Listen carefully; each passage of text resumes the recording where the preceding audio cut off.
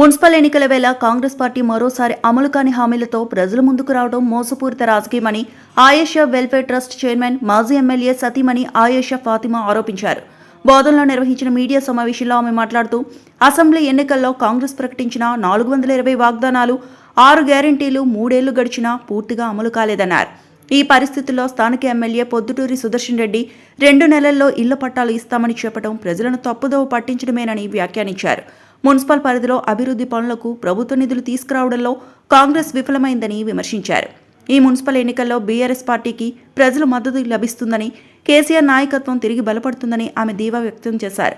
ఈ సమావేశంలో దాదన్నగారి విఠల్, రవీంద్ర యాదవ్, ముషీరా బాబా తదితర ప్రముఖులు పాల్గొన్నారు.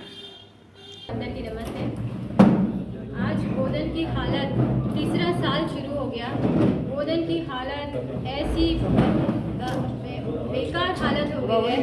10 साल जब हमारा गवर्नमेंट थी, हमारी बीआरएस हुकूमत ने 10 साल से हुकूमत करी, वो टाइम पे और ये टाइम पे लोग धोखा जो खा गए उससे इतना रो रहे हैं, तड़प रहे हैं और हमारे केसीआर साहब को याद कर रहे हैं, दिल से याद कर रहे हैं कि हमारे से गलती हो गई, धोखा हो गया। और आज ये हालत है। अभी काउंसिलर के इलेक्शन शुरू हो गए तो कांग्रेस की पार्टी में फिरने वाले लोग कोई नहीं मिल रहे। सुदर्शन रेड्डी जो प्रेजेंट एमएलए है, उन्होंने आज तक का एक फंड बोधन को नहीं लेके आए। आज तक का तीसरा साल शुरू हो गया, एक फंड नहीं लेके और हम लेके आए फंड को जाके नारियला फोड़ रहे। नारियल भी 30 रुपए का है, 20 रुपए का है, वो भी इनको मालूम नहीं है। कोई लेके आए तो उन्होंने नारियल फोड़ के जा रहे हैं, उनको शर्म आना चाहिए।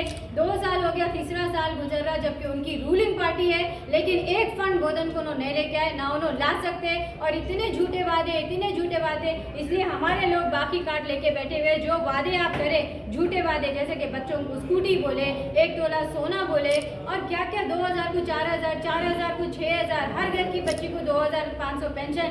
यहाँ तक कि बड़ी बात से तौबा है, जैसा माँ सोचती वैसा सिर्फ और सिर्फ सेक्युलर सीएम हमारे केसीआर साहब ही सोच सकते, कोई और नहीं। माँ के जैसा पेट में बच्चा आए जब से हमारी हम दुनिया में आने से दुनिया में जाने तक का इंतजाम सिर्फ और सिर्फ केसीआर साहब ही करे। कैसा मैं बता दूं आप लोगों को, न्यूट्रिशन किट, बच्चा जब पेट में रहता तो माँ को और बच्चे को न्यूट्रिशन किट इंपॉर्टेंट रहती, और जब हम बूढ़े हो जाते तभी भी हमारे को न्यूट्रिशन किट इंपॉर्टेंट रहता। न्यूट्रिशन खाने पीने के वास्ते 200 पेंशन, 200 के पेंशन को 2000 लेके आए हमारे केसीआर साहब। आज देख के केसीआर साहब को ये सब देख के सब बोल रहे हैं हमारा बड़ा बेटा है, ये हमारा बड़ा बेटा है, हमारा घर पाल रहा बोल के। और सुदर्शन रेड्डी यहाँ पर जब आ रहे कैनवसिंग करने के वास्ते, पहले तो दिख रहे नहीं, लेकिन आ रहे तो लोग नहीं आ रहे, तो आज एक नया झूठ लेकर आए हैं, एक नया झूठ। और एक नया झूठ ऐड हुआ है, हम पट्टे दिलाएंगे घर के। और पट्टे कब दिलाएंगे? 2 महीने इलेक्शन जीताओ उसके बाद हम पट्टे। अरे पहले बाकी ये सब चीज़ें जो है पहले ये तो दे दो। 500 रुपये जो बोले थे, 500 रुपये में सिलेंडर जो बोले थे, आज औरत 1000 रुपये में सिलेंडर खरीद रहे। पहले वो तो बाकी पे करो, उसके बाद पट्टे गिट्टे। और झूठ की पट्टी कितनी बांधेंगे आप लोग, और झूठ कितना बोलेंगे, और औरतों को कितना धोखा देंगे और कितनी झूठ बोलेंगे। तो बात मैं तो तंग, लोग परेशान हैं, बेचारे लोग बोल रहे।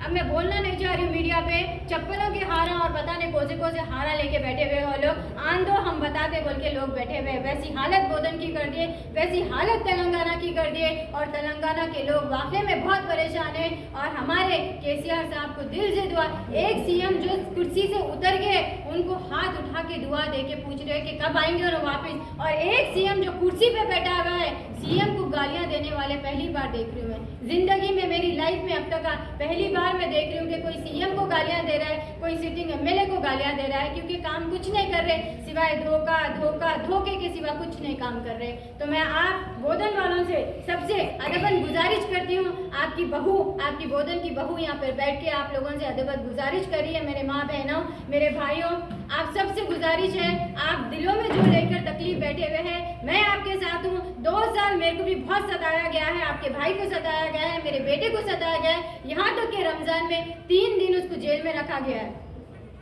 तो वो तकलीफ मेरे को भी है और मैं आप लोगों की तकलीफ भी मैं जानती हूँ। तो मैं आप लोगों के साथ, मैं जब नहीं डरी तो अब क्या डरूंगी मैं आप लोगों के साथ करके आप लोगों की गली के काम मेरी जिम्मेदारी है। आप लोगों के काउंसलर्स के साथ खड़ के मैं आप लोगों के काम करा के दूंगी।